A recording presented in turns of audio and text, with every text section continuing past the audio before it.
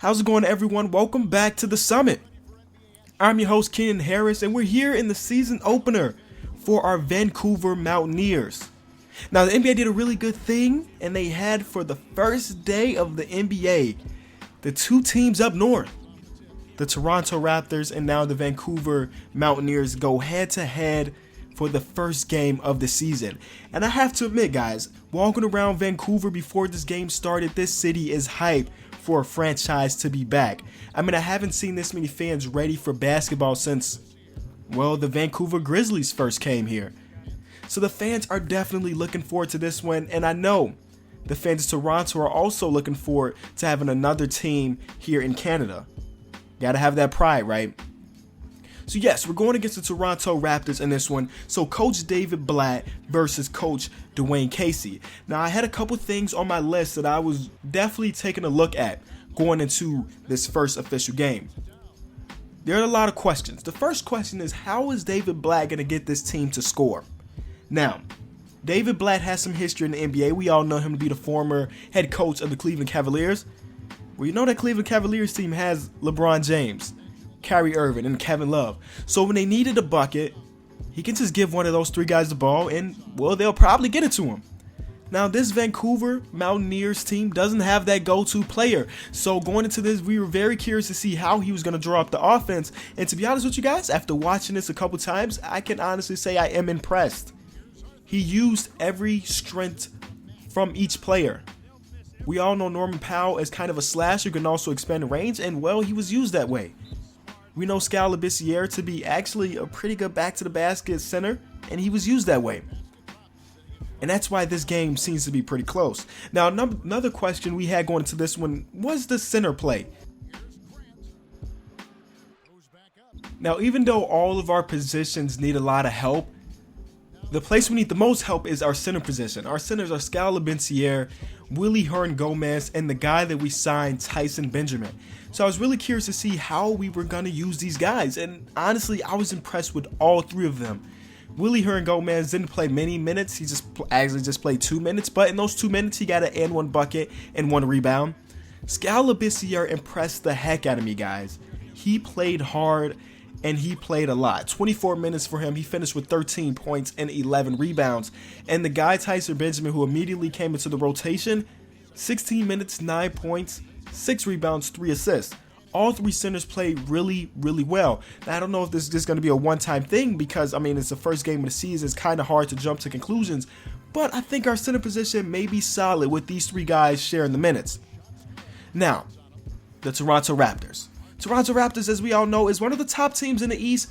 Number 2 seed last year, and it looks like they may be on the way to being the 2 or 3 seed this year too, behind, of course, Cleveland. So, a lot of the fans of Vancouver, as I was walking around asking fans what do they think about this up-and-coming game, a lot of them expected us to catch this L. I mean, it makes a lot of sense. A team with no really anyone, the Vancouver Mountaineers, versus a team with 2 All-Stars, DeMar DeRozan and Kyle Lowry, and a bunch of great role players. It just makes a lot of sense. This team is experienced. They've been to the Eastern Conference Finals. It made a lot of sense, but I can tell you these Mountaineers played with a lot of heart.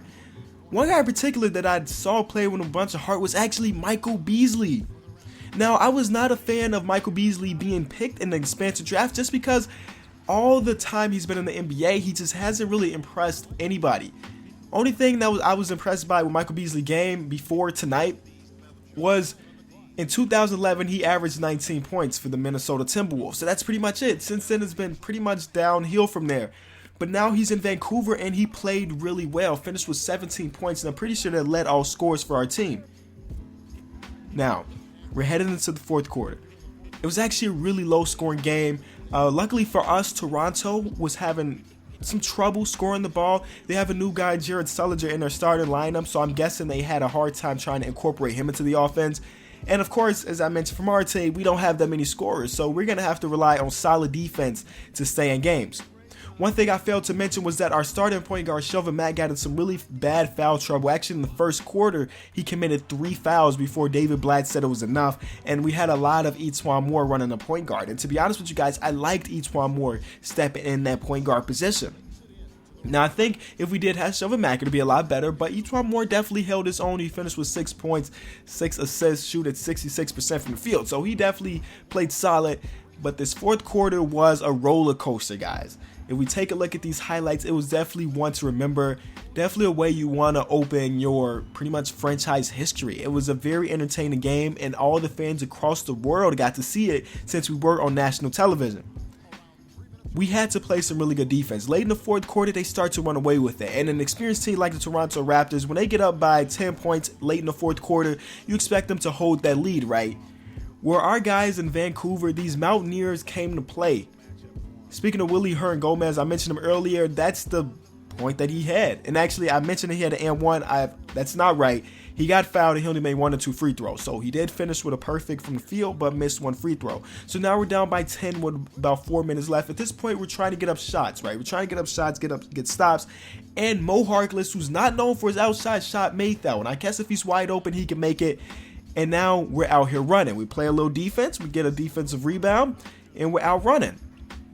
Here, we get a one more pass to Darrell Arthur, who's probably our best perimeter shooter, being the power forward, and he knocks him down. He knocked down a couple late in this fourth quarter.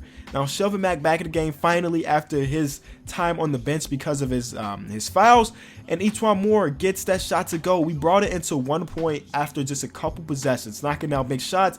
And on the break, we did a really good job of finding the open man in the corner. And luckily for us, it happened to be E'Twaun Moore a bunch of times because besides Darrell Arthur, he's the one guy on the team that we can trust shooting at 3. It's about 3 of them. E'Twaun Moore, Norman Powell, and Darrell Arthur. Those are the 3 guys I definitely trust taking an open 3. Speaking of Darrell Arthur, that is a big and one, putting us up by 4.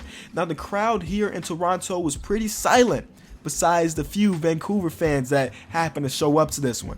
So you see the score, up by 3 with a pull-up jumper by DeMar DeRozan. That's a tough shot, but DeMar, being an all-star, he made it. So up by 1 as we turn the ball over. E'Twaun Moore, that's a costly turnover, and it's going to end in a Jonas Valanciunas big-time dunk as they take the lead right back. So now we're trying to be patient on offense and try to just get a good shot. Only down by 1, and we get that good shot right there. That's exactly what we needed coming off the screen. But now it's a tie game. After foul, and look who we find, none other but Scalabiciere. He misses the wide open layup. The rookie needs to finish those. Now we have to play defense for an entire possession and just pray that they don't get a shot up. Now here they get a wide open DeMar Carroll in the corner.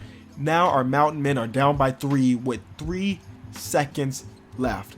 Now you can see David Blatt tried to pull something, but it didn't really work out. Have Norman Powell come off a screen, but we lose by 3.